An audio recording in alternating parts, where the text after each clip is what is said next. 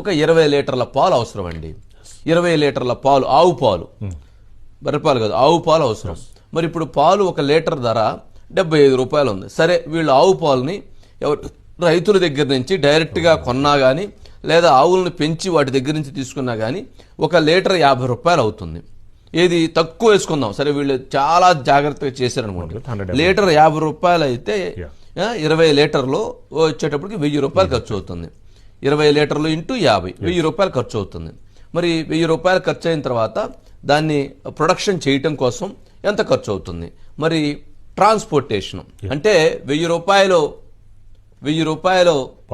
పాలు అవుతుంది, దాన్ని తయారు చేయడానికి 200 అవుతుంది. మరి ట్రాన్స్పోర్టేషన్కి వచ్చేటప్పటికి మరి అదొక 200 అవుతుంది. 1400 ప్లస్ ఈ లోడింగ్ అన్లోడింగ్ మరి ఖర్చులు ఇవన్నీ వేసుకుంటే ఇంకొక 100 రూపాయలు, అంటే 1500 రూపాయలు ఖర్చు అవుతుంది. మరి 1500 రూపాయలు ఖర్చు అయ్యేటువంటి 1 లీటర్ నెయ్యికి మరి వీళ్ళు ఎలా ఇచ్చారండి? ఏం కలిపి ఇచ్చారు వీళ్ళు? వీళ్ళ దగ్గర ఏమన్నా ఆవు పాలు ఏమన్నా రూపాయికి దొరుకుతుందా లీటరు? కాదు కదా, అక్కడైనా 50 రూపాయల పైనే ఉంది కదా. మరి 50 రూపాయల పైన ఉన్నటువంటి దానికి ఎంత ఖర్చు అవుతుంది, దీనికి ఎంత ఖర్చు అవుతుంది?